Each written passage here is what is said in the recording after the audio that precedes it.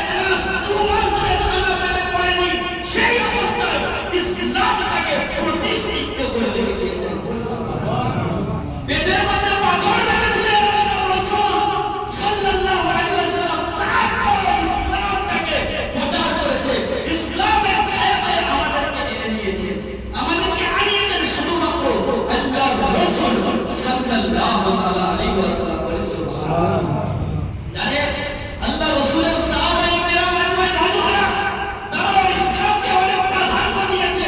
ইসলামের জন্য অনেক সাহাবা নিজের গর্দানটাকে বিলীন করে দিয়েছে। আপনারা হাদিস পড়েন না, আপনারা কোরআন পড়েন না, আপনারা জানেন না সাহাবায়ে কেরাম আজমাইন হুজুররা শুধুমাত্র ইসলামটাকে টিকে রাখার জন্য নিজের জীবনটাকে আল্লাহর রাস্তায় বিলীন করে দিয়েছে। বলি সুবহানাল্লাহ।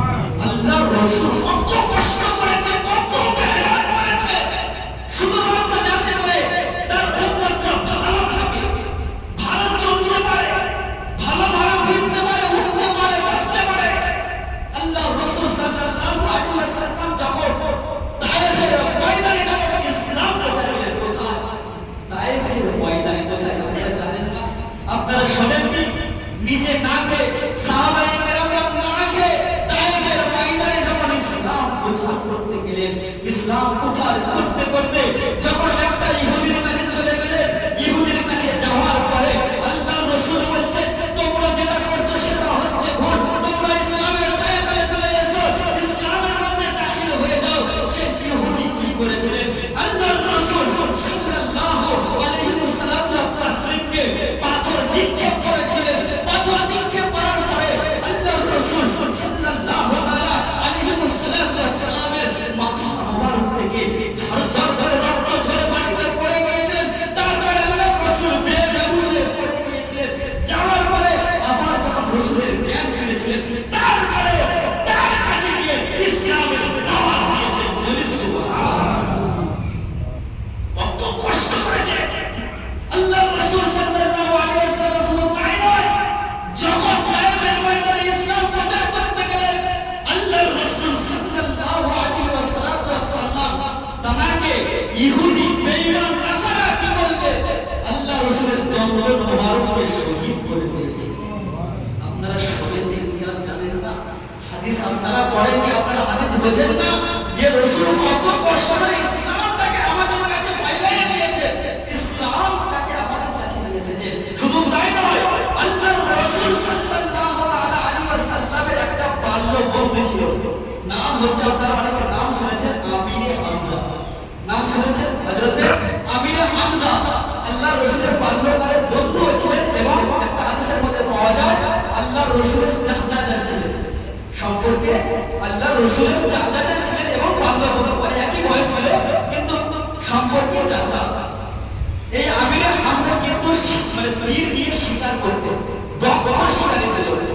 যখন আমিরে হামজা রাদিয়াল্লাহু তাআলা তখন পর্যন্ত ইসলামের ছায়া তলে আসেনি, ইসলাম ধর্ম কবুল করেনি।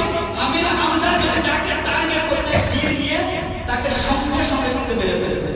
টার্গেট করার পরে সঙ্গে সঙ্গে সেই পশুটাকে শিকারিত্ব করে দিতে, শিকার করে দিতে। এই আমিরে হামজা কি করলেন? তিনি তিনটে তীর দিলেন। তিনটে তীর নেওয়ার পরে যখন জঙ্গলের মধ্যে শিকার করতে গিয়েছে, কোথায়? জঙ্গলের মধ্যে যখন শিকার করতে চলে গিয়েছে, যাওয়ার পরে এই দিকে হাদিস নাম্বার হচ্ছে তিরমিজি শরীফের 1333 নাম্বার হাদিস, তিরমিজি শরীফের। যখন আমিরে হামজা মাত্র তিনটি তীর নিয়ে যখন জঙ্গলের মধ্যে শিকার করতে চলে গিয়েছে, আর এই দিকে আল্লাহর রাসূল সাল্লাল্লাহু আলাইহি ওয়াসাল্লাম দাওয়াত দিয়ে গিয়েছে কার কাছে? আবু জাহিলের কাছে। কার কাছে? আবু জাহিলের কাছে যখন ইসলামের দাওয়াত দিয়ে গিয়েছেন রাসূলের কায়নাত সাল্লাল্লাহু তাআলা আলাইহি ওয়াসাল্লাম। এদিকে আবু জাহিল কি করলেন? যখন আবু জাহিলের কাছে ইসলামের দাওয়াত দিয়ে চলে গিয়েছে, আর আবু জাহিল কি করলেন? রাসূলের কায়নাত সাল্লাল্লাহু আলাইহি ওয়াসাল্লামকে মারধর করলেন। আবু জাহিলের কাছে কিন্তু আল্লাহ রাসূল একবার দাওয়াত দিয়ে যায়নি যে চাচা আপনি যেটা করছেন এটা ভুল হয়েছে, আপনি ইসলামের ছায়াতলের মধ্যে চলে আসুন,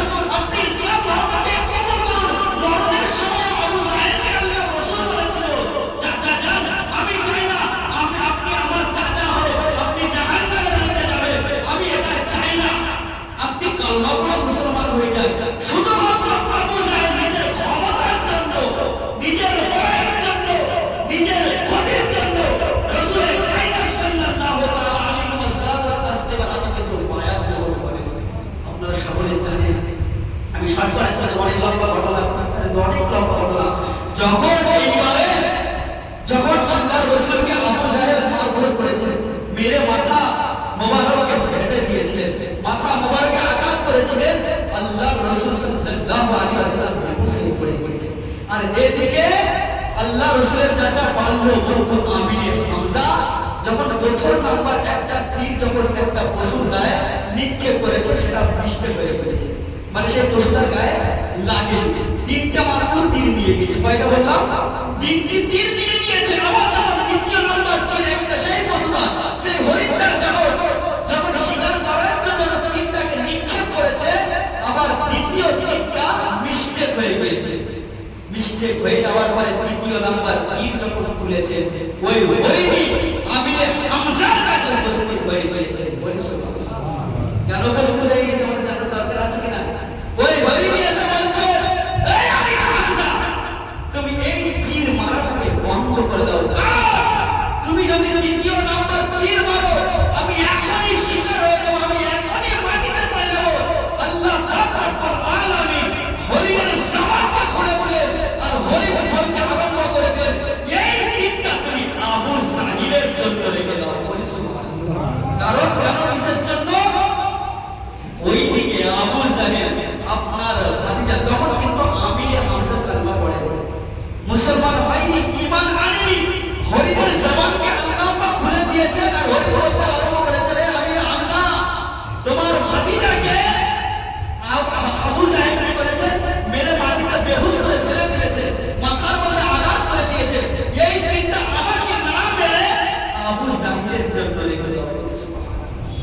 সঙ্গে সঙ্গে ওখান থেকে যখন সাহাবা হাদিসের আগের মধ্যে এসেছেন অনেক লম্বা ঘটনা, সাহাবাই কেরাম আজমাইন হুজুররা কি করলেন? হযরত খাদিজাতুল কুবরা রাদিয়াল্লাহু তাআলা ঘরের মধ্যে নিয়ে আসলেন।